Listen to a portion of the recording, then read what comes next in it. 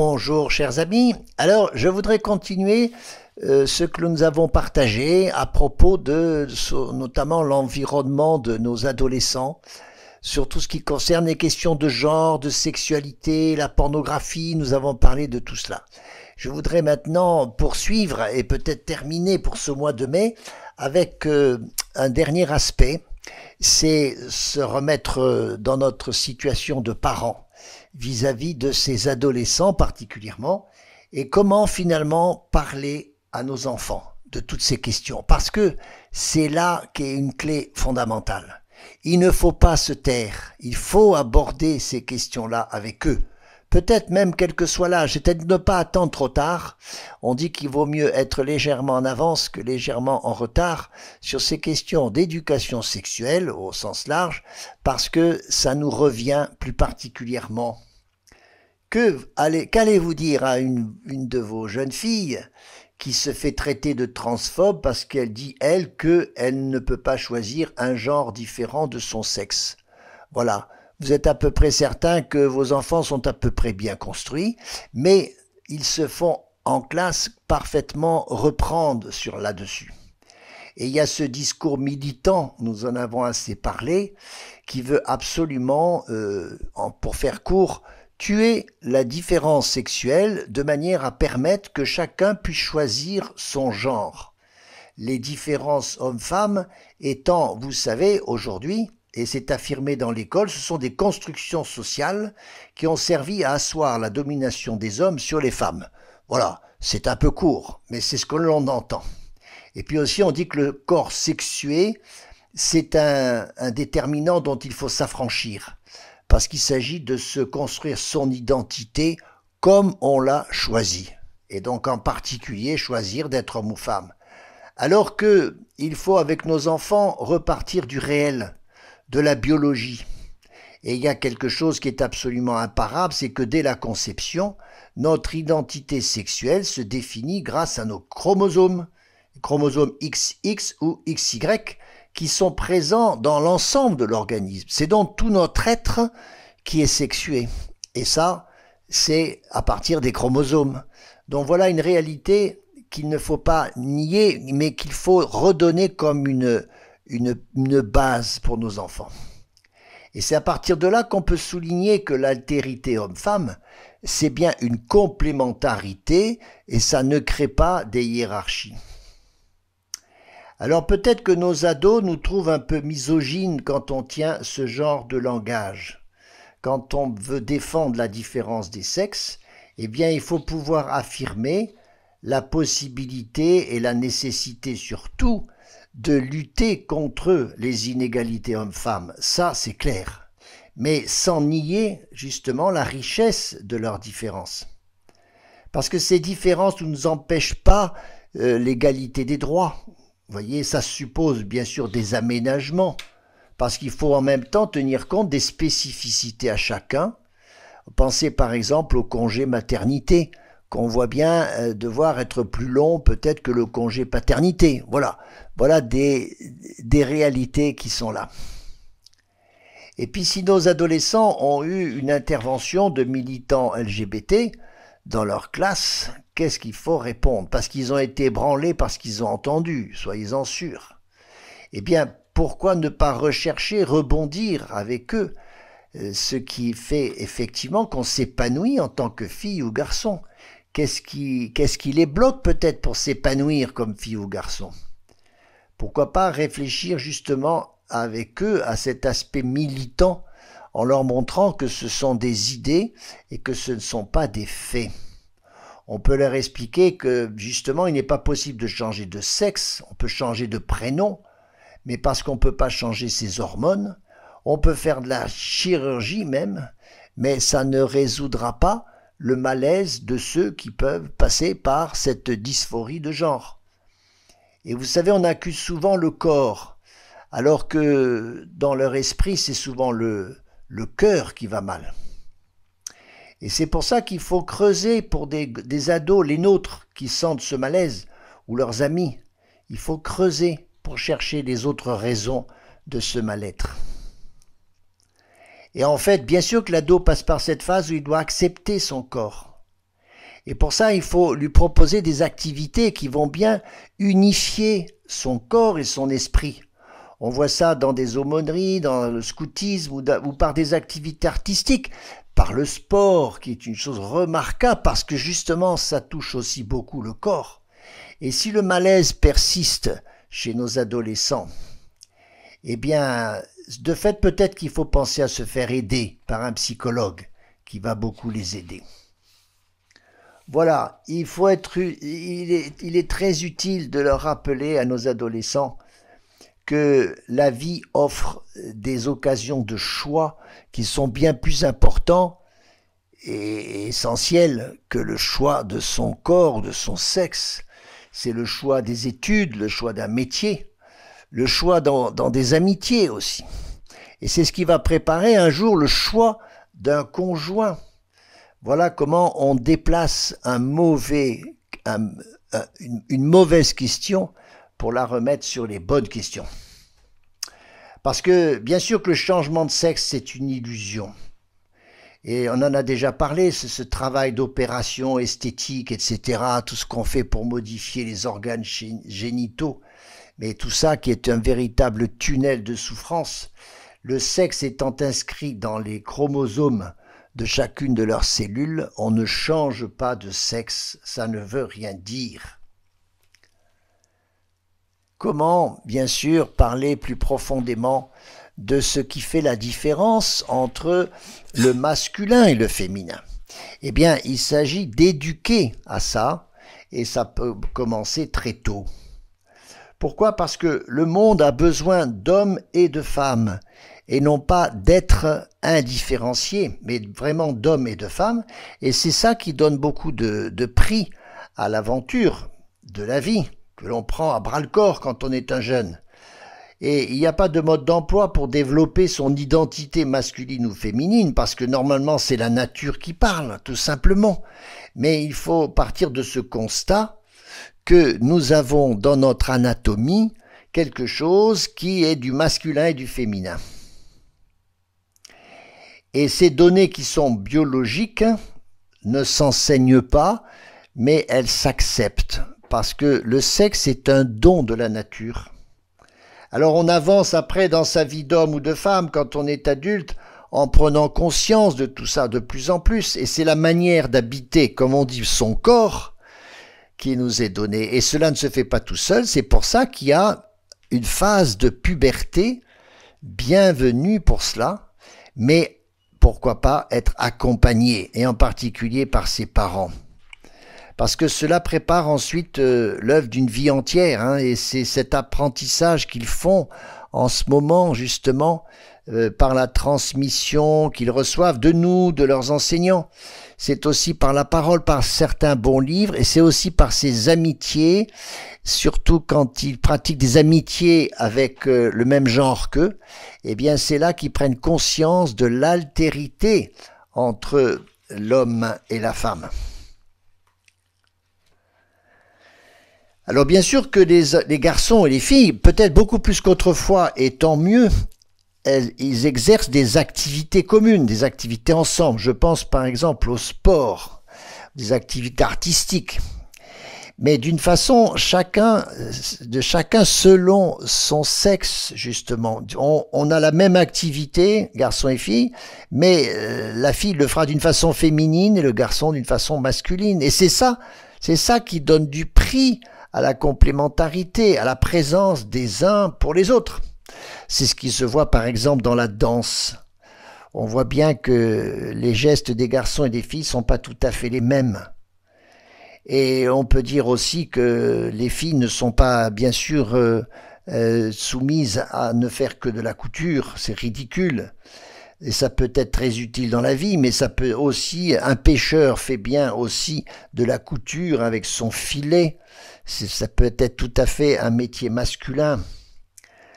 Ce discours sur le comment on devient homme ou femme, il faut l'approfondir.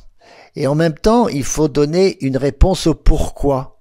Et l'école souvent ne se soucie que du comment et pas du pourquoi. Voilà pourquoi il faudrait enseigner que les organes sexuels, ce sont des lieux où se joue toute la capacité à donner la vie, à devenir ensuite père ou mère, et c'est ainsi qu'on change ensuite le cours de son existence. Ça veut dire que nos organes spécifiques sont bien un lieu pour le don de soi. Voyez que là, on donne de la valeur spirituelle ou morale à cette différence homme-femme et on sort du piège de ne rester que dans le biologique.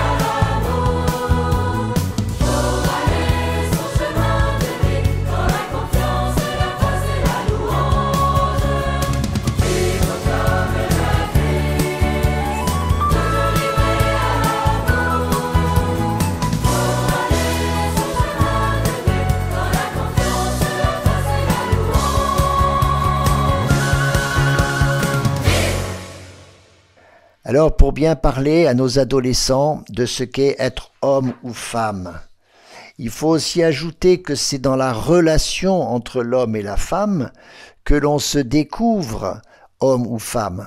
C'est bien parce qu'il y a une altérité que l'on s'épanouit chacun dans son propre sexe. Et c'est déjà vrai au niveau des adolescents. Mais déjà, petits garçons, petites filles, vous voyez, ils prenaient conscience de la spécificité de leur sexe. Ils en prennent conscience assez vite, bien sûr, de la différence garçon-fille. Mais cette compréhension, elle se fait par le regard que l'on pose sur l'autre sexe. Alors dans les fratries, c'est bien, ça fonctionne quand il y a des garçons et des filles, et quand il n'y a pas ça dans les fratries, c'est évidemment plutôt avec les adultes et les parents tout spécialement que va se faire cette découverte. En particulier, vous savez, il y a ce travail, c'est si beau, quand la petite fille est encore, disons, 5-6 ans, elle a des organes génitaux qui sont cachés, il ne faut pas lui dire qu'elle n'a pas, qui sont cachés. Et elle a besoin d'une tierce personne, en général c'est sa mère, pour lui expliquer la présence et la beauté de ces organes qui sont en elle et comment ils vont fonctionner. Voilà un premier aspect dans l'éducation sexuelle, c'est de commencer déjà à posséder son corps, à savoir comment il est fait. Et ça, c'est très beau quand on en donne le sens et pas simplement le comment. Mais c'est pour ça que l'école peut jouer un rôle, parce qu'il y a d'abord ce fondamental qu'ils reçoivent des informations sur le fonctionnement du corps de l'un et de l'autre. Et c'est important que chacun reconnaisse à ce moment-là dans le corps de l'autre ce qui va lui permettre d'aimer et de devenir plus tard, un jour, père ou mère. Et ça, vous voyez, ça, cette affaire bien avant la puberté, ça commence bien avant. Quand on demande, par exemple, à des adolescentes ce qu'elles attendent des hommes, elles répondent souvent de la protection, de la sécurité. Et ce ne sont pas des petites filles un peu chochottes, elles n'ont pas été élevées en serre, vous voyez, à l'abri du vent. Mais non, simplement, elles ont l'intuition qu'on peut attendre de l'homme une protection. Et la vie leur donnera raison parce que le monde des femmes, qui est soumis aux aléas, aux contraintes des maternités, a une certaine fragilité, c'est un fait. Elles réclament un monde d'hommes qui, eux, sont prêts à se donner, et non pas à prendre, mais à se donner, pour que la femme assure sereinement sa présence et sa vocation de femme. C'est toute la question de l'estime de soi que l'on fait grandir, bien sûr, dans le cœur de nos enfants, de nos adolescents, quand on leur révèle la totalité de ce qu'est la sexualité, et pas d'une façon tronquée, uniquement avec les aspects qu'ils peuvent recevoir à l'école par ailleurs de ce qu'est la biologie sexuelle. On voit beaucoup de filles qui doutent de la valeur, de leur valeur, de la valeur qu'elles pourront avoir dans le monde. C'est pour ça qu'il y a une grande majorité de filles qui veulent être des garçons et non pas dans l'autre sens. Parce qu'on ne leur dit pas la beauté de leur vocation, l'importance de leur place dans la société. Voilà que là, il y a des paroles justes à poser de la part des parents. Et bien sûr, de valoriser absolument chacun des deux sexes. Il y a pour cela, et je voudrais terminer avec ça parce que c'est fondamental, c'est ce qu'avait fait Jean-Paul II. Jean-Paul II était parti absolument de la Genèse, de la belle explication qui commence toute la Bible et qui révèle justement ce fondamental de l'humanité, la différence homme-femme. Ces deux pôles de l'humanité qu'il faut absolument faire habiter ensemble et non pas dans une lutte des sexes. Et vous voyez que la théorie du genre est complètement à l'envers quand même de ce que nous enseigne la Bible. Nous avons été créés à l'image de Dieu, hommes et femmes. Voilà un donné et quelque chose qu'il s'agit de recevoir. Ça signifie que l'image de Dieu n'est complète que s'il y a du masculin et du féminin dans chaque personne. Alors c'est pas simplement que nous sommes tranchés, hommes ou femmes, mais c'est qu'il y a aussi du masculin chez l'homme, du masculin chez la femme et du féminin chez l'homme.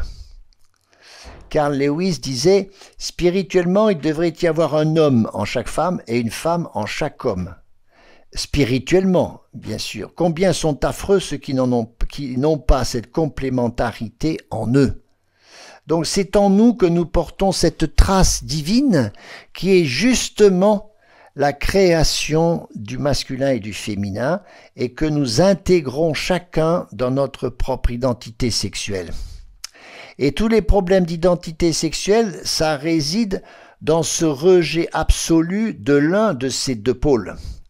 Alors c'est le garçon qui refuse d'être garçon ou qui au contraire refuse la femme, inversement. C'est le rejet d'un de ces deux pôles pour chacun. Et donc il y a une force de décision à mettre en soi pour s'associer à notre propre sexe face à l'autre.